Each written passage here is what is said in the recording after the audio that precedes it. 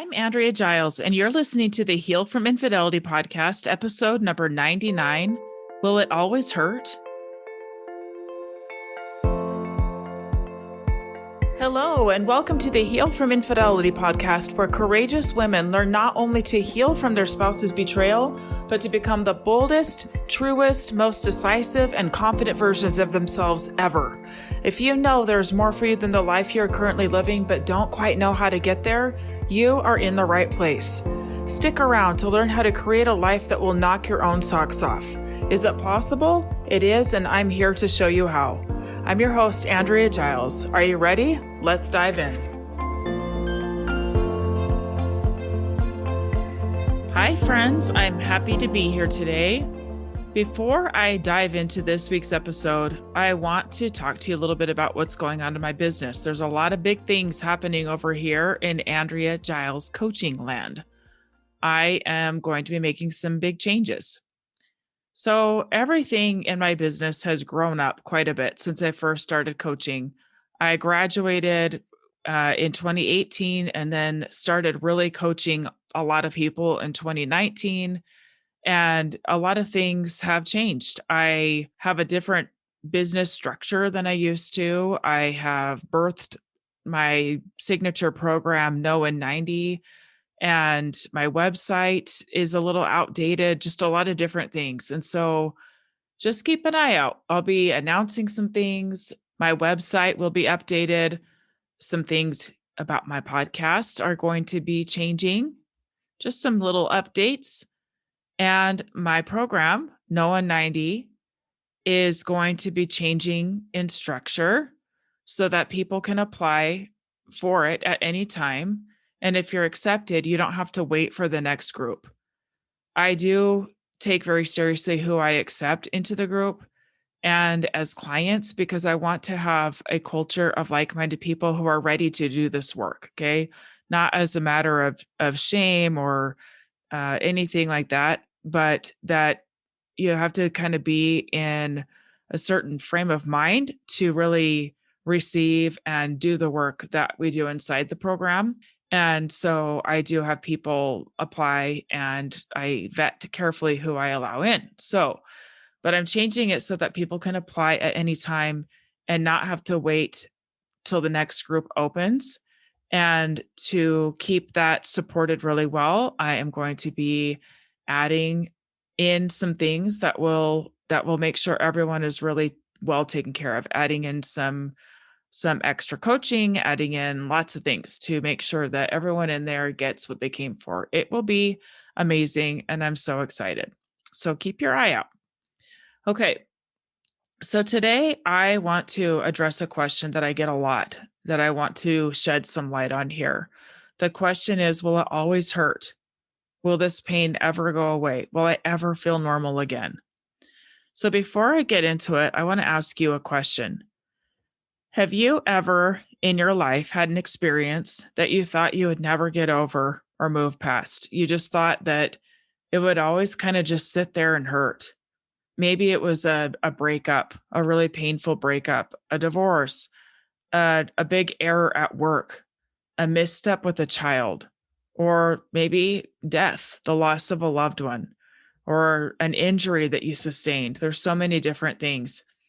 You may have felt a big sting of pain or fear or regret and thought that maybe you could never move past it. And somehow you have. You may not even know how it happened, but it did happen. So today we're going to talk about this in regards to infidelity. And I'm going to give you some steps to take to help you heal, to help it not hurt. Okay. So to answer the question, no, my friends, it will not always hurt. It won't if you follow the steps I'm going to teach you today. Okay. Number one, understand why it hurts so much.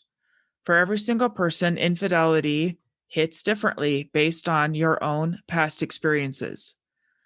I have shared before some of my own experiences from early in my life that have just compounded with experience with different things that have happened to kind of have this overriding story in my head about being not worth protecting, kind of being second best. And so for me, infidelity hit really hard on some of those deep child wounds and fears and brought them to the surface.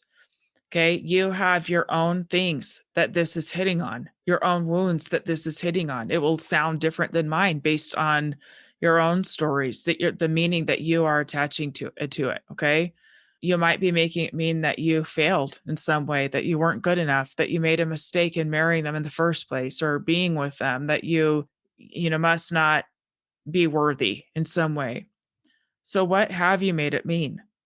The answer to this will help it to stop hurting. Okay. When you have a clear idea of what you have made it mean, you can start challenging that. So I can go look at that story of not worth being protected and I can use my brain and go, is that actually true?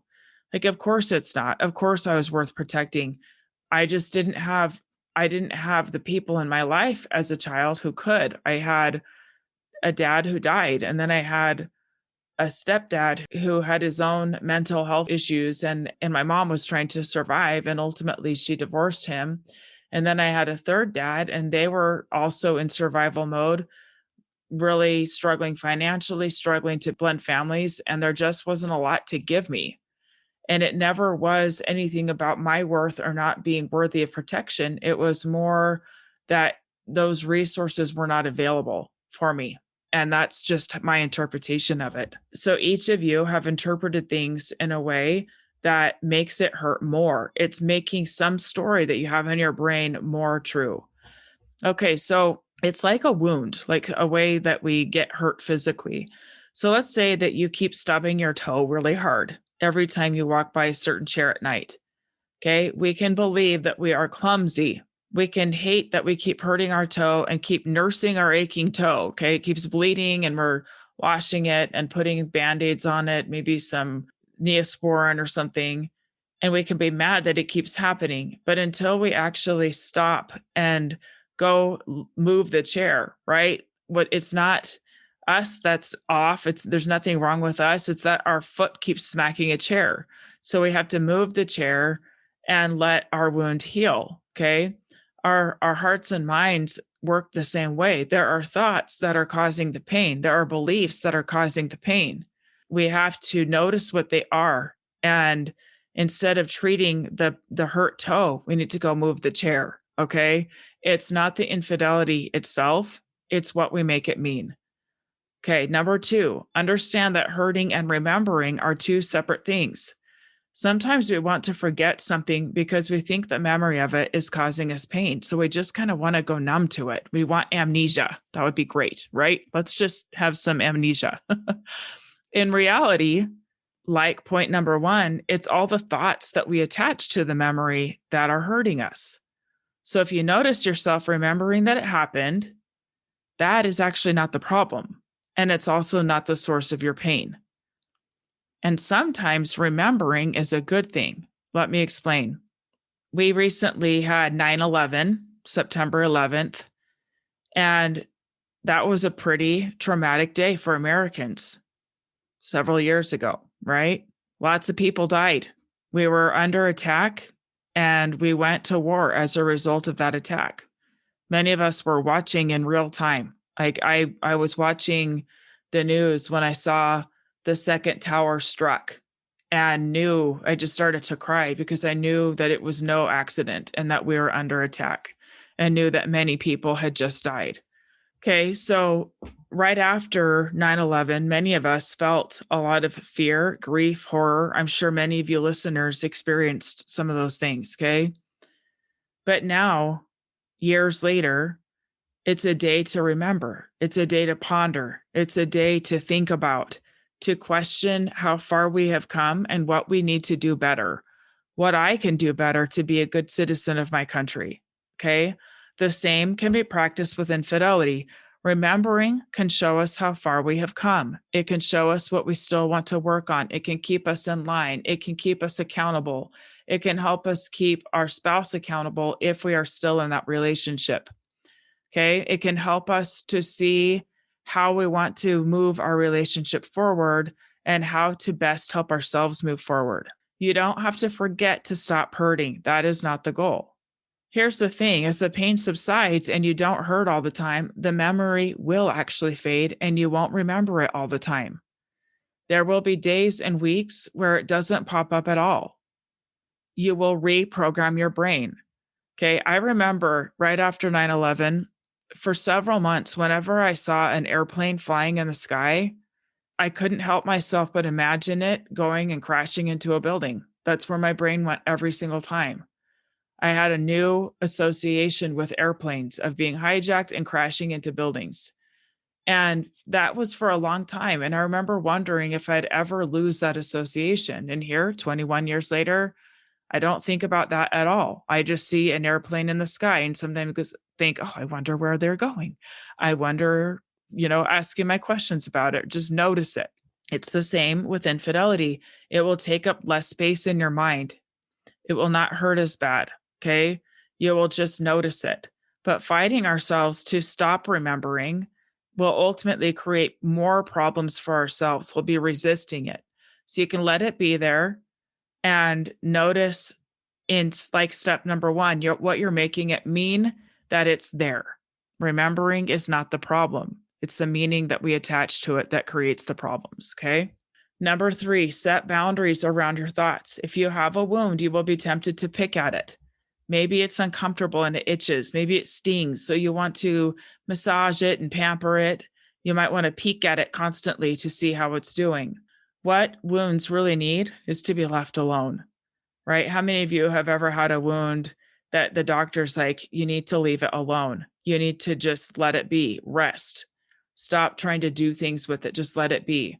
Our bodies know how to heal. We are remarkably resilient. Okay. We are meant to heal. Our thoughts are much the same. We want to itch that scratch, right? Check on it. See how our tender hearts are doing. And while it may be deceptive in looking like self-love or self-compassion, sometimes we are massaging and nurturing the very things that need to be left alone. For example, I have many clients who think that the way to help themselves is to be very diligent in thinking about the affair daily, often multiple times a day. Or when some interaction happens with their spouse that they don't love, maybe their spouse was short with them, something like that, some remark, our brains can easily, and this is something my clients do, make it mean that, oh my gosh, my spouse was just short with me. They must be up to no good. There's probably things they're hiding from me. And suddenly in their brain, they go from a 2 to a 10, pain, fear, and doubt. When in reality, this nippy comment may have been because the spouse is tired, stressed, or someone was rude to them at work. Okay. It doesn't make it okay, and it can still be addressed. But we compound everything when we take one interaction and file it in the infidelity inbox. Just take it and go, oh, this definitely has to do with infidelity.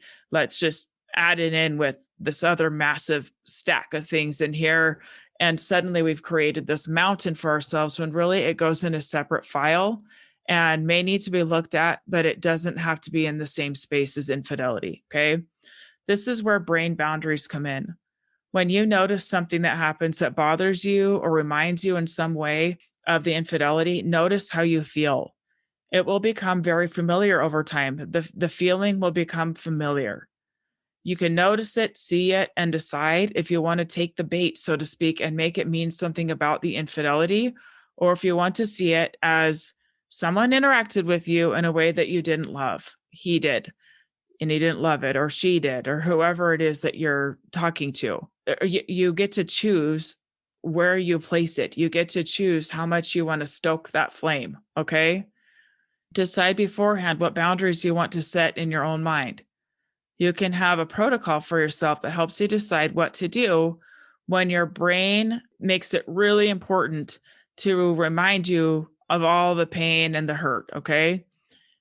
Your brain is doing what brains do. It is likely there to protect you from further harm, but tell yourself the truth. By nurturing that, by massaging that, by listening over and over to the same stories that keep showing up, you're actually just hurting yourself over and over again.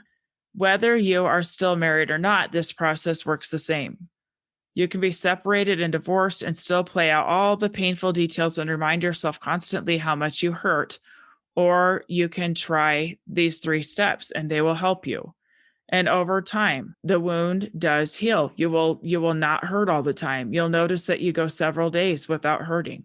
Okay? Back to the question at the beginning. What is something you thought you may never heal from or feel better about? And then you do get better and you do heal. And it's not something that you think about constantly. It's not something that you wake up and feel the dread of. Okay? You can heal this too, and you have so much power to do so. You do not have to wait for your spouse or partner to say the right thing or do the right thing to help you heal. Now, to be clear, the way they show up can certainly make a difference in helping you move forward. Okay? I don't want to undermine that. But you get to determine the meaning you are giving to the way they are showing up. You can remember without stoking the flame of that memory until you're suddenly in bed crying from the pain of it. Okay. You can remember and not hurt, and you can set boundaries around where your brain goes, where you allow it to go to.